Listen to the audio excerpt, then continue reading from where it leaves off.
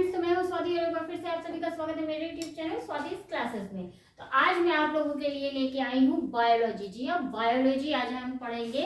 आज हम बायोलॉजी पढ़ेंगे। बायोलॉजी में हमारा टॉपिक होगा जीव विज्ञान की उपशाखाएं।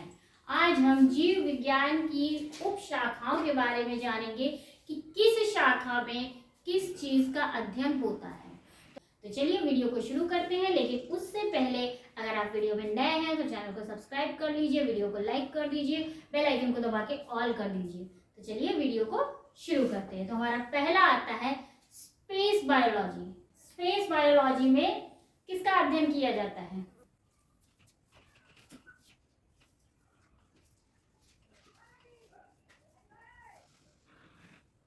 Space biology.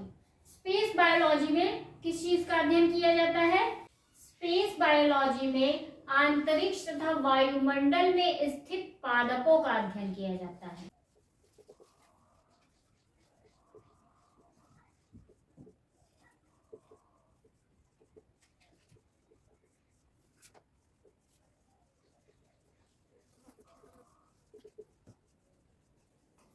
Space biology. Space biology में अंतरिक्ष तथा वायुमंडल में स्थित पादपों का अध्ययन किया जाता है। स्पेस बायोलॉजी में अंतरिक्ष तथा वायुमंडल में स्थित पादपों का अध्ययन किया जाता है। स्पर्मेलॉजी।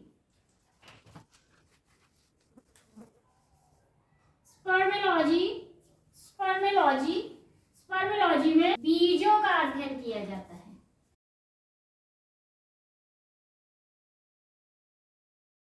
स्पर्मेलॉजी में बीजों का अध्ययन किया जाता है। स्पेसलॉजी में अंतरिक्ष तथा वायुमंडल में स्थित पादपों का अध्ययन किया जाता है और स्पर्मेलॉजी में बीजों का अध्ययन किया जाता है। एक बार हम फिर से देख लेते हैं। स्पेस बायोलॉजी अंतरिक्ष तथा वायुमंडल में स्थित पादपों का अध्ययन किया जाता है। अंतरिक्ष तथा वायुमंडल में स्थित पादपों का अध्ययन स्पेस बायोलॉजी में किया जाता है। अंतरिक्ष तथा वायुमंडल में स्थित पादपों का अध्ययन स्पेस बायोलॉजी में किया जाता है और स्पर्मेलॉजी में बीजों का अध्ययन किया जाता है। हीलियोथेरेपी।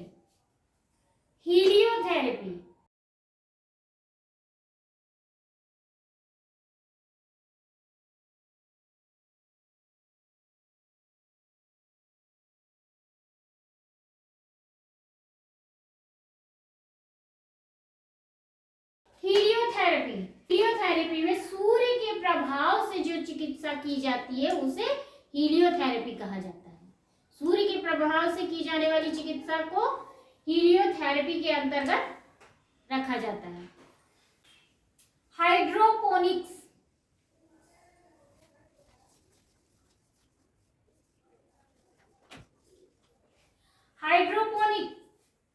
हाइड्रोपोनिक के अंतर्गत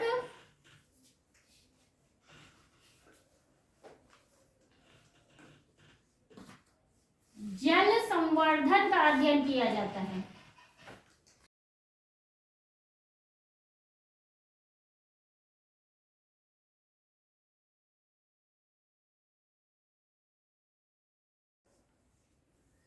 हाइड्रोपोनिक्स के अंतर्गत जल संवर्धन का अध्ययन किया जाता है। जल संवर्धन का अध्ययन किसके अंतर्गत आता है? तो जल संवर्धन का अध्ययन हाइड्रोपोनिक्स के अंतर्गत आता है। डेंड्रोक्रोनोलॉजी के अंतर्गत किस चीज का अध्ययन किया जाता है?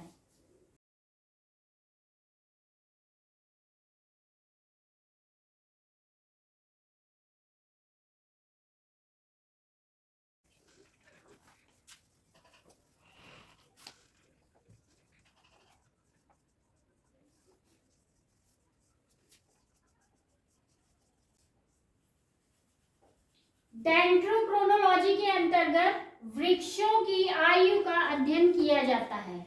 जी हाँ, वृक्षों की आयु का अध्ययन किसके अंतर्गत आता है?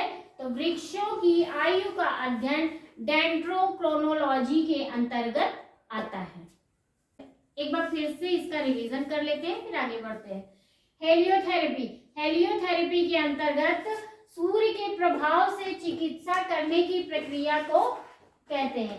हेलियोथेरेपी किसको कहते हैं? सूर्य के प्रभाव से जो चिकित्सा की जाती है उसे हेलियोथेरेपी कहते हैं। हाइड्रोपोनिक्स, हाइड्रोपोनिक्स के अंतर्गत जल संवर्धन का अध्ययन किया जाता है। हाइड्रोपोनिक्स के अंतर्गत जल संवर्धन का अध्ययन किया जाता है। डेंड्रोक्रोनोलॉजी, डेंड्रोक्रोनोलॉजी के अंतर्गत,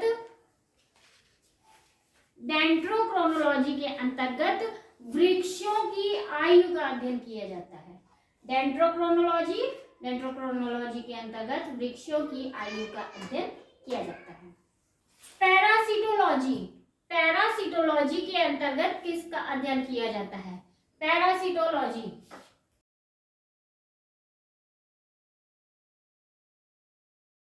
पैरासिटोलॉजी, पैरासिटोलॉजी के अंतर्गत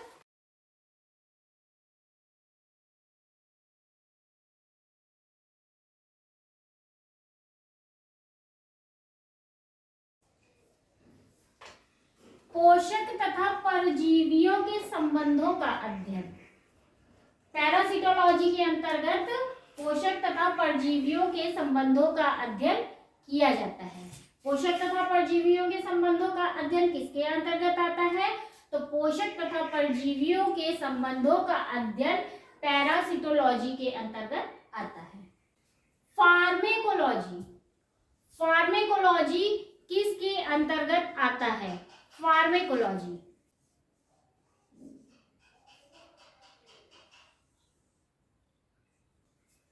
फार्मेकोलॉजी, फार्मेकोलॉजी के अंतर्गत औषधीय पादपों का अध्ययन किया जाता है।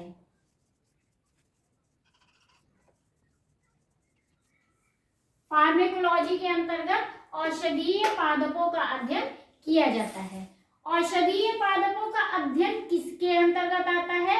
तो औषधीय पादपों का अध्ययन फार्मेकोलॉजी के अंतर्गत, फार्मेकोलॉजी के अंतर्गत आता है। फिजियोलॉजी, फिजियोलॉजी के अंतर्गत क्या आता है? फिजियोलॉजी, फिजियोलॉजी के अंतर्गत विभिन्न पादपों के जैविक क्रियाओं का अध्ययन किया जाता है।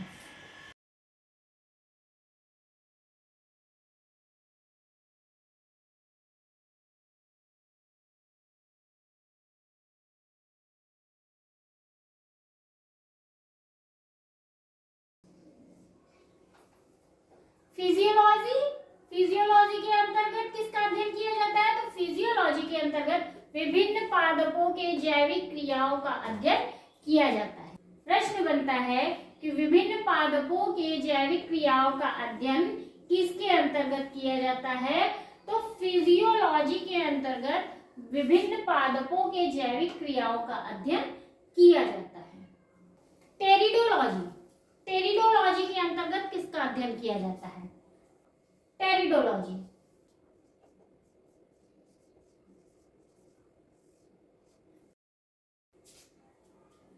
टेरिडोलॉजी, टेरिडोलॉजी के अंतर्गत किसका अध्ययन किया जाता है? टेरिडोलॉजी के अंतर्गत टेरिडोफाइट्स का अध्ययन किया जाता है।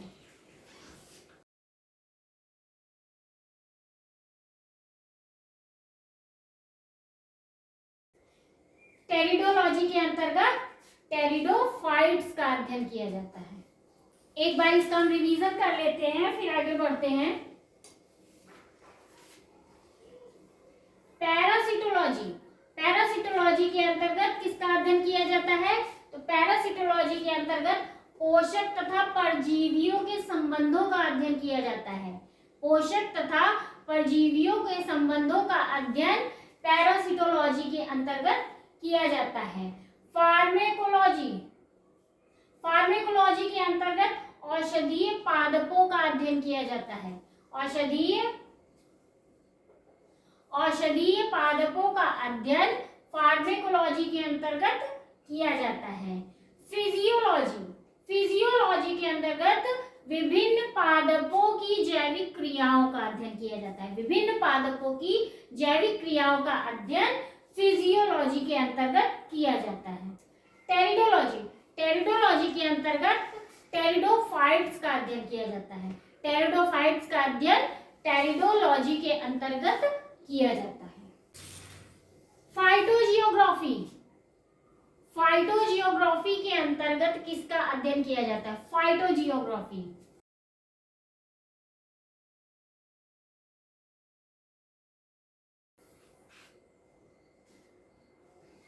फाइटोजियोग्राफी, फाइटोजियोग्राफी के अंतर्गत पौधे के वितरण व उसके कारणों का अध्ययन किया जाता है।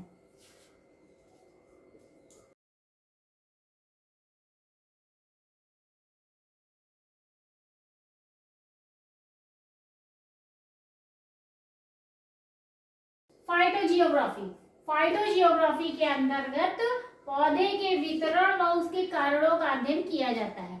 पौधे के वितरण व उसके कारणों का अध्ययन किसके अंतर्गत किया जाता है? तो फाइटोजियोग्राफी।